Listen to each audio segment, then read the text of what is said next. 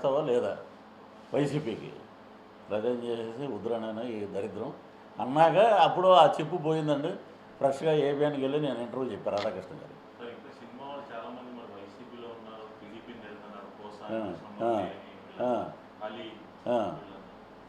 ఇప్పుడు పోసాని గురించి మీకు తెలియదు ఏముంది.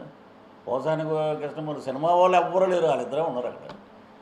ఇప్పుడు 95 మంది వీళ్ళు ఎవరు ఎలక్ట్రానిక్ మీడియా అడ్వైజర్స్. ఒకప్పుడు రాఘవేంద్ర గారు ఒకరు ఉండేవారు, మనం చూసాం.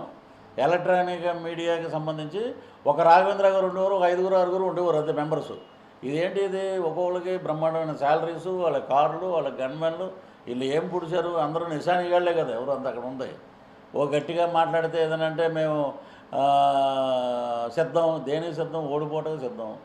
ఇప్పుడు కేఏ పాల్దే నిన్న చూశాను నేను, మా ఓటు చూపించాడు నిన్న. వైట్ హౌస్ ఎదురుగుండా పెడితే కేఏ పాల్ గారు ఎంత చరిత్ర, ఘన చరిత్రకి వెళ్ళినోడు.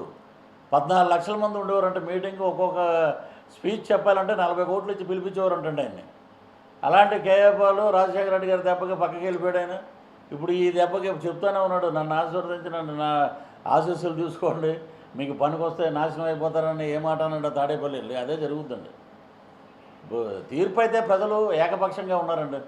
ఏకపక్షంగా కూటమిని గెలిపించడం. ఒకటి అనుకుందాం బ్రదర్, పవన్ కళ్యాణ్ గారు ఒక జెడ్పీటీసీ మెంబర్ కాదు, వార్డు మెంబర్ కూడా కాదు. అలాంటి పవన్ కళ్యాణ్ గారు ఈ రోజున నరేంద్ర మోదీ గారిని నరసరావుపేట తీసుకొచ్చిన ఘనత ఎవరిదంటే మా జనసేన అధ్యక్షుడు.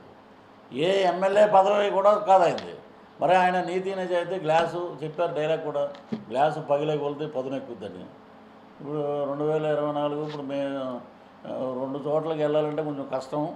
అయినా సరే నగిరికి వెళ్ళి మేము స్వీట్లు పంచి టపాకాయలు కాలుస్తాం. ఫస్ట్ ఓటం అక్కడ, తర్వాత ఇక్కడ క్యాంప్ ఆఫీస్ దగ్గర బ్రహ్మాండంగా మేము తాడేపల్లి క్యాంప్ ఆఫీస్ దగ్గర ఎప్పుడైతే అక్కడ కాలుస్తాం. ఒకటేనండి, తిరుపతిలో జనం బయటకు వచ్చి, పృథ్వీ గారు మీరు ఎందుకంటే మీరు ఇబ్బంది పడుతున్నారు, మీరు ఇక్కడంతా ఉండేదంతా ఎదవలే, ఈ ఎదవల వల్లే కదా మేము తిరుమలకు కూడా వెళ్ళలేకపోతున్నాం. మళ్ళీ 5 ఏళ్ళ తర్వాత నిజంగా అండి ఆ విషయం నేను ఒప్పుకుంటా. చంద్రబాబు నాయుడు గారు ఉన్నప్పుడు ఆయన ఈవో కింద శ్రీనివాసరాజు గారు ఉండేవారు. నేను ఒక నామం ఏమం పెట్టుకుని అద్భుతంగా పనిచేశాడు 7 ఏళ్ళు. ఆయన అద్భుతంగా ఉండేది తిరుమల. కనుమూరు బాపిరాజు గారు వీళ్ళంతా, వీళ్ళు వచ్చిన కాడి నుంచి ఏంటంటే ఏమయ్యా ఏంటి, ఒరే నాయన మాకు 55 వచ్చినాయి, మీరు